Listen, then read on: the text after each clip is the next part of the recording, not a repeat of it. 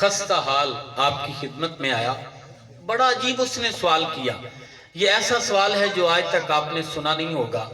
وہ کہنے لگا حضرت میرا ایک سوال ہے، وہ آپ حل کر دیں، میں بڑا عرصے سے بیتاب اور تشویش میں ہوں۔ آپ نے فرمایا کیا سوال؟ کہا میں ڈاکٹروں کے پاس گیا تو میں نے کہا کوئی ڈاکٹری کے اندر ایسا نسخہ تیار ہوا ہے بندہ استعمال کر لے اور بندہ مرتے دم تک گارنٹی ہو کہ اندھا نہ ہو؟ تو ڈاکٹروں نے کہا نہیں، ایسا کوئی نسخہ نہیں ہے جس کو بندہ استعمال کرے اندھا نہ ہو، کسی وقت بھی اندھا ہو سکتا ہے۔ میں نے بڑے بڑے طبیبوں کے مطب پہ دستک دی، وہ بھی عاجز ہو کر بولے ہماری طب کے اندر بھی کوئی ایسا نسخہ نہیں ہے جس کو کوئی استعمال کرے تو وہ اندھا نہ ہو۔ تو میں آپ کے دروازے پہ آیا ہوں، کیا آپ جیسے فقیروں کے پاس کوئی نسخہ ہے جس کو میں استعمال کروں تو مرتے دم تک میری آنکھوں کا نور سلامت رہے؟ آپ نے فرمایا ہاں ہے۔ اس نے کہا کیا؟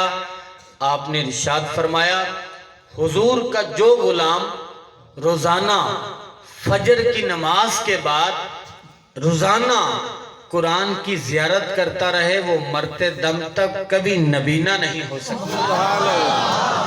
تو دوستو اس کتاب کو دیکھنے والا نبینا نہیں ہو سکتا، تو جس کے سینے میں یہ کتاب جلوہ گر ہو چکی ہے اللہ اس کی دنیا بھی چمکا دیتا ہے، اللہ اس کی قبر کو بھی روشن کر دیتا ہے۔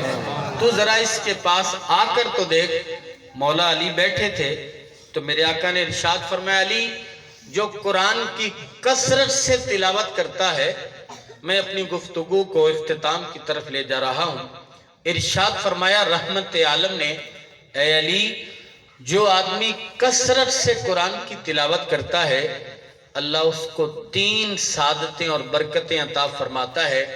پہلی برکت یہ ہے ہر حرف کے بدلے کائنات کا عظیم رب 10 نیکیاں عطا فرماتا ہے، اور دوسری برکت یہ ہے اللہ اس بندے کو قرآن پڑھنے والے کو شہادت کی موت عطا فرماتا ہے۔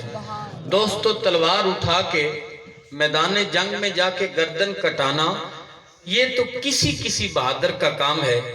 میرے اور تیرے جیسے لوگ جو بر وقت فجر کی نماز جماعت میں نہیں پڑھتے، عشاء کی نماز کے لیے گھر کے دروازے کے ساتھ بنی ہوئی مسجد میں نہیں جا سکتے، کیا ہم سے کوئی توقع رکھ سکتا ہے کہ ہم تلوار اٹھا کے میدان جہاد میں جائیں گے؟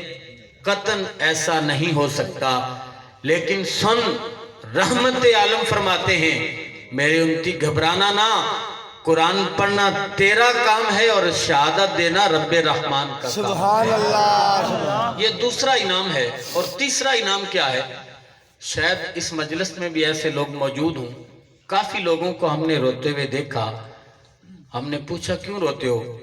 کہتے ہیں مولوی صاحب خاندان دنیا سے چلا گیا، اب اس خاندان کا میں ایک آخری فرد، اس باغ کا آخری پودا اور بوٹا رہ گیا ہوں، تو رو اس لیے رہا ہوں کہ میرے جانے کے بعد پتہ نہیں کوئی میری قبر پہ آئے گا یا نہیں، میرے پیچھے کوئی ہاتھ اٹھا کے دعا مانگے گا یا نہیں۔ تو اس مسئلے کو بھی رحمت عالم نے 1400 سال پہلے حل فرما دیا۔ میرے آقا نے ارشاد فرمایا علی میری امت کو بتا دو میرا جو امتی کثرت سے قرآن کی تلاوت کرتا ہے اس کی قبر پر رحمت کے فرشتے ایسے آتے ہیں جیسے لوگ کعبہ کی زیارت کے لیے جاتے ہیں۔ اور بابا جی کو بتا دو بابا جی پریشان نہ ہو، چھوڑ دو اس دنیا کو، کتاب الہی سے دل لگا لو، تمہارے مرنے کے بعد یہ تو ہمیں معلوم نہیں کہ کوئی تمہاری نسل سے تمہاری قبر پہ فاتحہ کے لیے آئے گا یا نہیں آئے گا، لیکن اتنا یقین ہے کہ تیری قبر پر رحمت کے فرشتے آتے رہیں گے اور دعائے مغفرت کرتے رہیں گے۔